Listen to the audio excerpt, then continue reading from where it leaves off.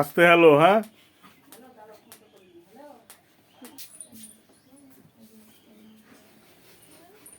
চলে যা, চলে যা, চলে যা।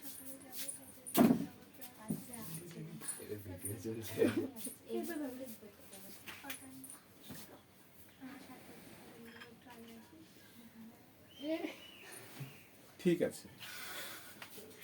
ভার্ব,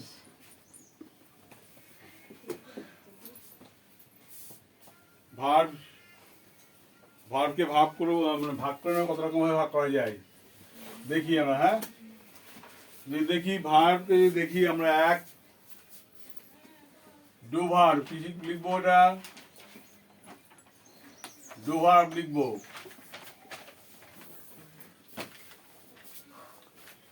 ডু ভার্বের মধ্যে আবার ভাগ হয় এরকম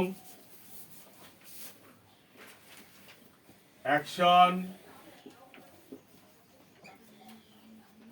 ভার্ব, নন অ্যাকশন ভার্ব।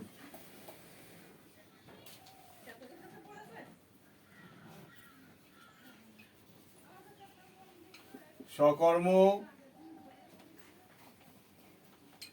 অকর্ম ক্রিয়া, ঠিক আছে। সকর্ম ক্রিয়া, অকর্ম ক্রিয়া,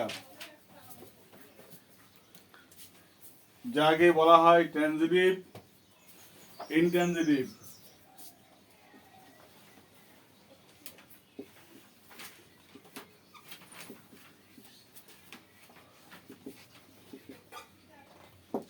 ট্রানজিটিভ, ইনট্রানজিটিভ যাকে বলা হয়।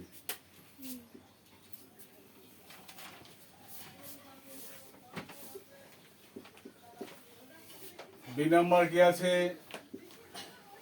বিভার। বিভার কোনগুলো, বি, বিং,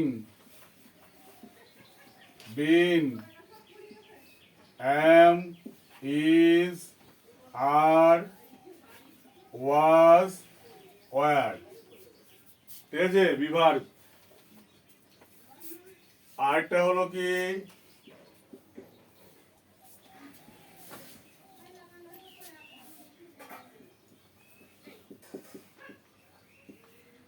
অক্সিলারি ভার্ব। এই অক্সিলারি ভার্ব কোনগুলো হতে পারে, am, is, are, was, were, has, have, had, shall, will। Auxiliary verb কোনগুলো, am, is, are, was, were, has, have, had, shall, will। আরেকটা গেল কি, আরেকটা গেল কি helping verb. Helping verb, helping verb কোনগুলো,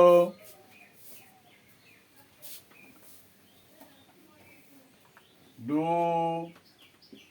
ডাজ, ডিড,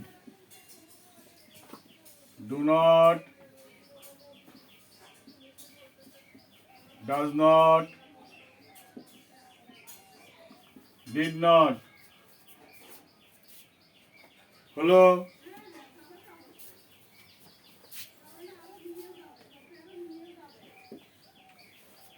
ই নাম্বার,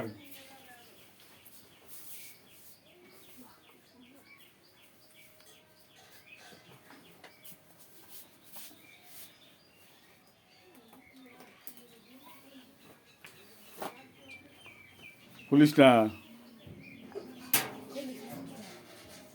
খুলে দে, খুলে দে, খুলে দে, খুলে ভালো করে খোল।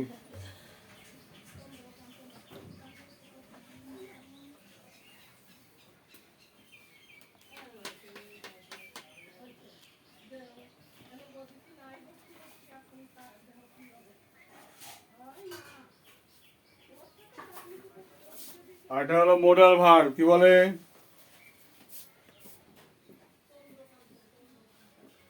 Modal verb.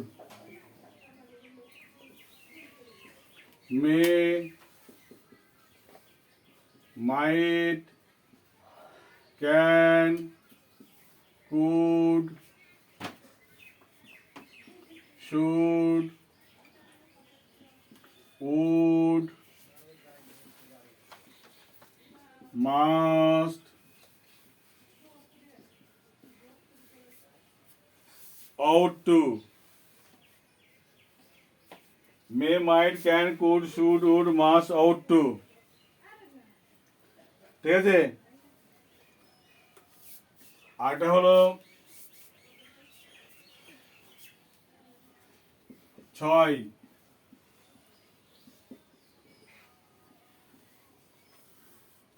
Semi modal. Semi modal কোনগুলো?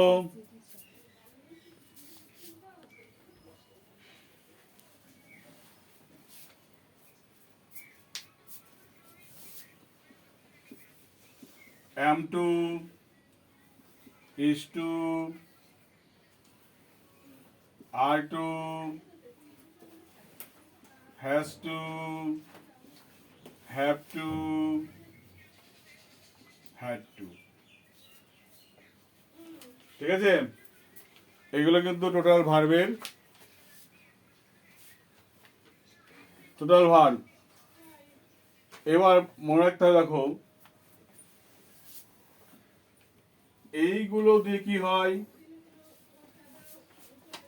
এগুলো দিয়ে একটা বি ভার্বের টেন্স হয়, বি ভার্বের টেন্স। আর আর কি হয়? ভয়েস চেঞ্জ হয়। তাহলে এই বি ভার্ব দিয়ে কি করবে? বি ভার্বের টেন্স হবে, আর কি হবে? ভয়েস চেঞ্জ হবে। আর এই অক্সিলারি ভার্ব কি করবে তোকে? এই অক্সিলারি ভার্ব দিয়ে কি করতে পারি আমরা? অর্থাৎ এইগুলো দিয়ে কন্টিনিউয়াস, পারফেক্ট, ফিউচার,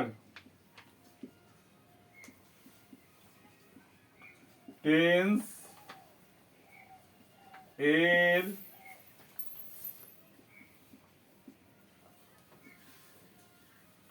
সংকেত দরকার নেই, টেন্স করতে পারি এগুলো দিয়ে।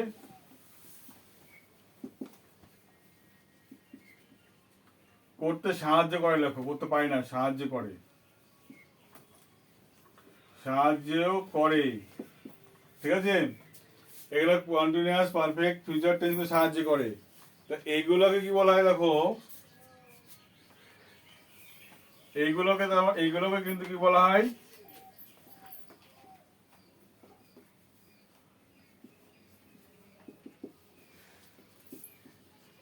এইগুলোকে কিন্তু হেল্পিং ভার্ব বলা হয়। মনে হয় কি বলা হয়? কারণ এ কন্টিনিউয়াস, পারফেক্ট, ফিউচার করতে সাহায্য করছে। বোঝা গেল কি বললাম? যে সাহায্য করে সে কি করে? হেল্পিং কাজ। সাহায্য করে হেল্পিং করা, তাই এটা সাহায্য করছে মানে এরাও এখন কি কাজ করবে? হেল্পিং ভার্বে কাজ করবে। হলো? এই দেখো, তাহলে এটা কি কাজ করছে? দেখো এটা এটা বলছে, এটাকে বলছে হেল্পিং ভার্ব। এটা মনে রাখতে হবে,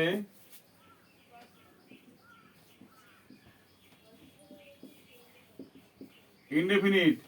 সেটা পাস্ট হতে পারে বা প্রেজেন্ট হতে পারে।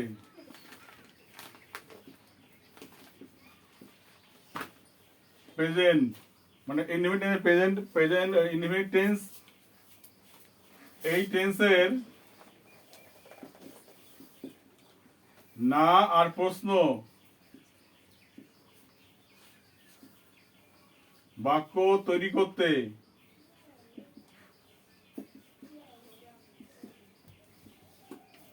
সাহায্য করে। বোঝা গেল কি বললাম? তাহলে দেখো এখানে, এইবার দেখো এখানে এই যে এইগুলো কি করছে? নাবাচক প্রেজেন্ট ইনডেফিনিট টেন্স বা পাস্ট ইনডেফিনিট টেন্সের নাবাচক ও প্রশ্নবাক্য তৈরি করতে সাহায্য করছে কিন্তু এরা। গতকাল কি বললাম?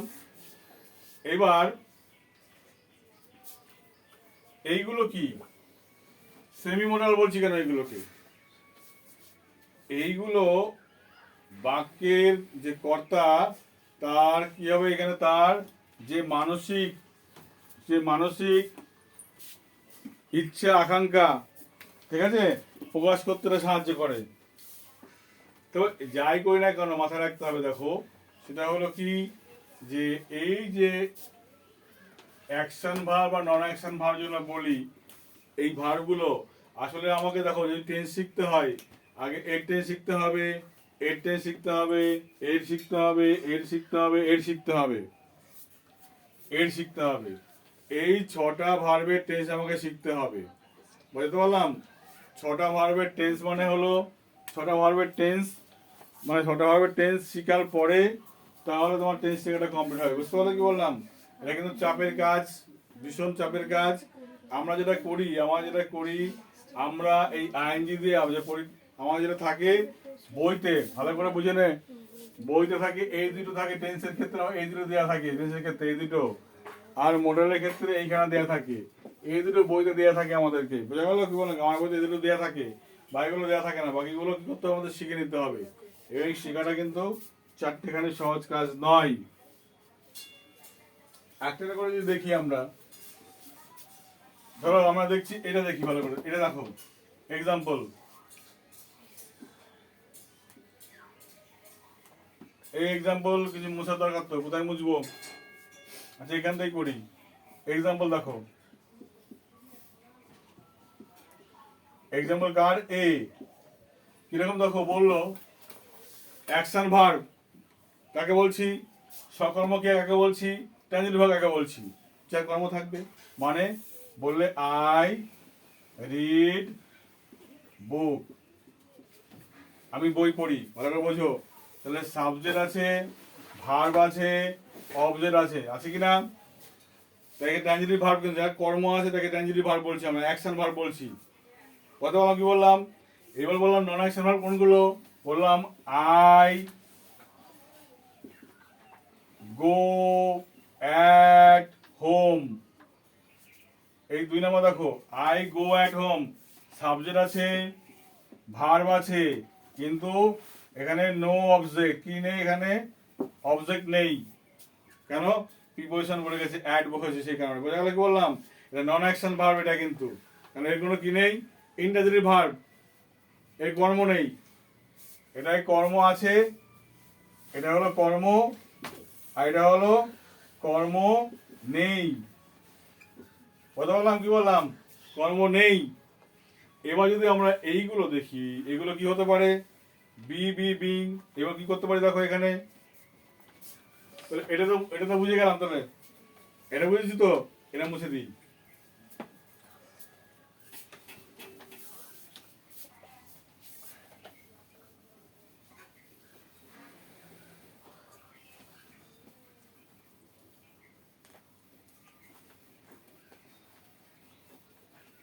দেখো বি নাম্বারটা কি আছে?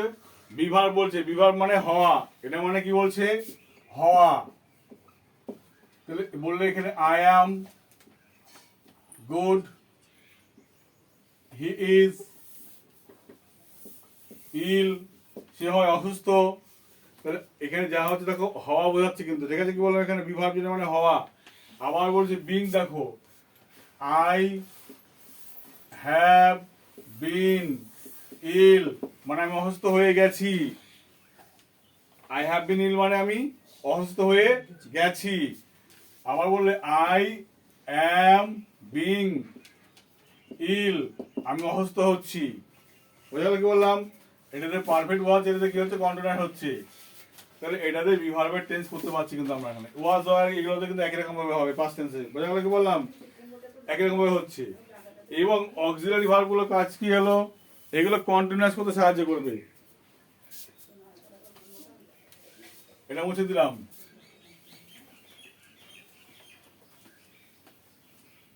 ও এটা তো বললাম ভয়েস চেঞ্জ করতে সাহায্য করে, তাই না? তো কিরকম সাহায্য করে এটা দেখে নি। বিভার দেখো কিরকম বলছে, হি সল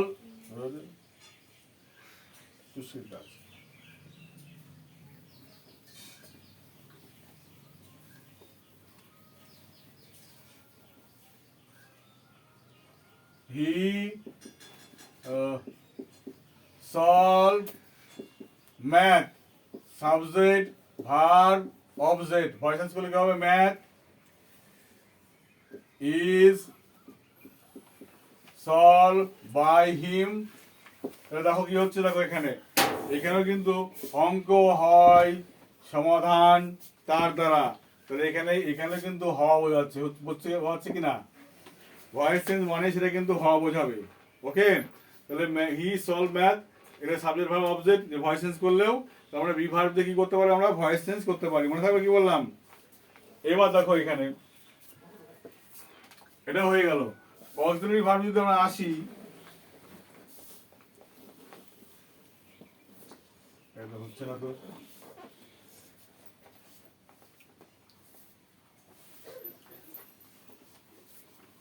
অক্সিলারি ভার্ব যদি আসি দেখো অক্সিলারি ভার্ব দুই রকম হতে পারে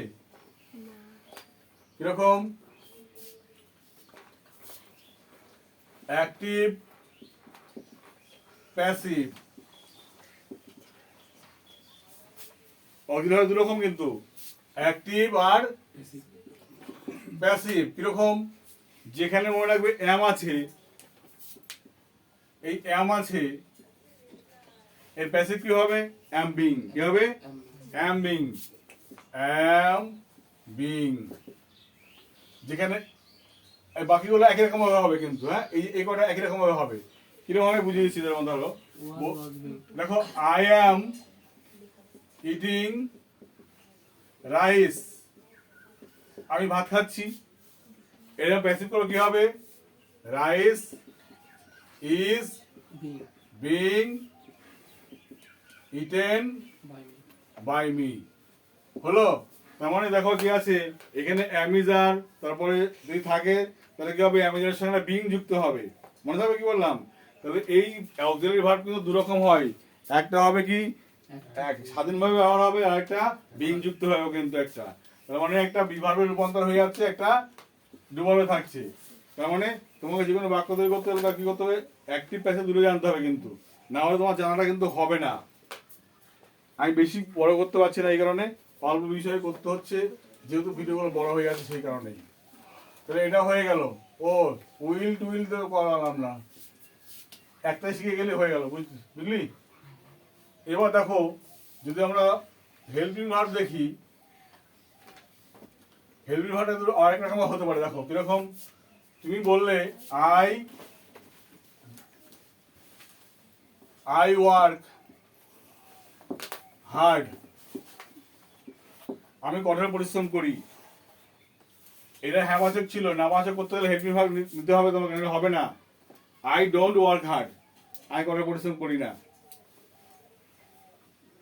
বুঝা গেল কি বললাম আই ডোন্ট ওয়ার্ক হার্ড তার মানে এটা প্রেজেন্ট ইনডিফিনিট হোক বা পাস্ট ইনডিফিনিট হোক যাই হোক না কেন এখানে নাবাচক করতে গেলে এইগুলো কাজে লাগতে হবে ডু বা ডাজ বা ডিড কাজে লাগাতে হবে কিন্তু এখানে যদি এমন থাকতো হি ওয়ার্কস হার্ড তাহলে এখানে লিখতে হতো তাহলে কি হতো এখানে দেখো হি এখানে তখন ডু নট না হয়ে কি হতো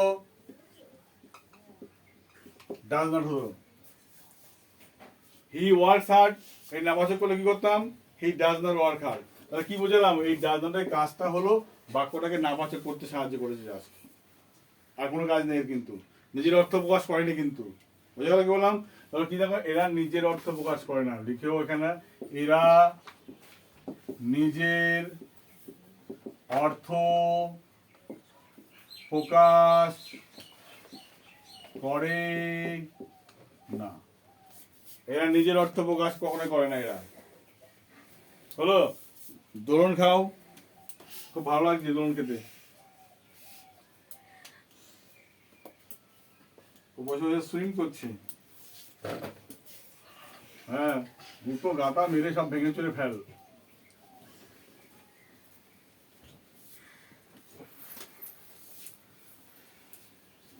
আমি তো ক্লাসগুলো খুব উজ্জ্বল রেখে ফাস্ট করে যাচ্ছি।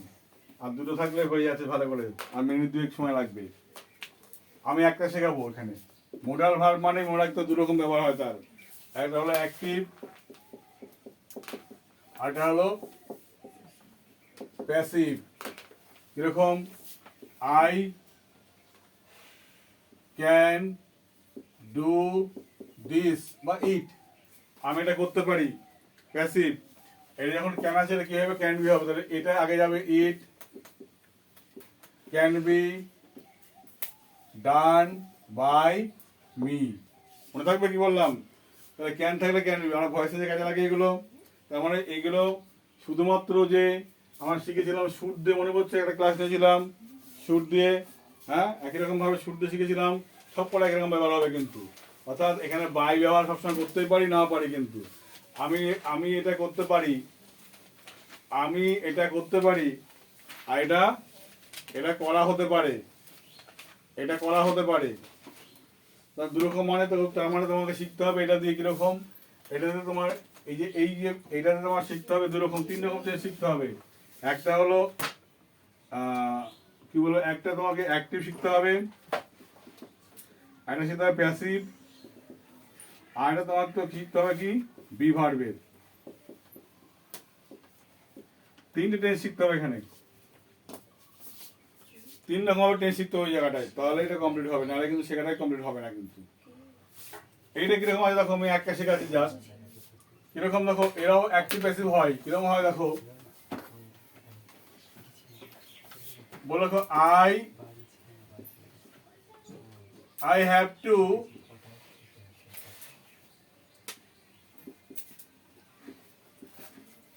work, আরে সলভ লেখো, solve it, I have to solve it, আমাকে এটা সমাধান করতেই হবে। যখন আমরা ভয়েস চেঞ্জ করবো, এই ইটটা আগে আসলো, ইটের পরে তাহলে হ্যাভ হয় না, হ্যাজ হলো, হ্যাজ টু। এবং মাথায় রাখতে হবে যখন আমরা এই টুটাকে যখন কি করবো, আমরা প্যাসিভে নিয়ে যাবো, তখন কি যুক্ত করতে হবে? এটা বি যুক্ত করতে হবে, হ্যাজ টু বি। আর এটাকে সলভটাকে সলভ বাই, বুঝে গেল? এরকম 3 রকম শিখতে হবে তোমাকে। এরকম একটা অ্যাক্টিভ শিখতে হবে, প্যাসিভ শিখতে হবে, তারপর কি করে শিখতে হবে তোমাকে একটা, তারপর তোমার ডু ভার্বে শিখতে হবে এবং বি ভার্বে শিখতে হবে। এটা 4 রকম ভাবে শিখতে হবে, তাহলে শেখাটা কমপ্লিট হবে। এইভাবে যদি ভার্বগুলো দেখি বা ব্যবহার করি, তবেই কমপ্লিট হওয়া সম্ভব ভার্ব শেখা। তা নাহলে সারা জীবন অর্ধ শেখা অবস্থায় থাকতে হবে কিন্তু, না হাফ শিক্ষিত অবস্থা থাকতে হবে। ওকে, কোনো যে অসুবিধা হলে তোমার কমেন্ট করতে পারো, বলতে পারো। আর এইগুলো ব্যবহার করো, বেঁধে গেলে আমাকে জিজ্ঞাসা করো, আমি পরপর ভিডিওগুলো করবো, সেখানে তুমি পেয়ে যেতে পারো, পরপর দেখতে পারো। ওকে, বাই।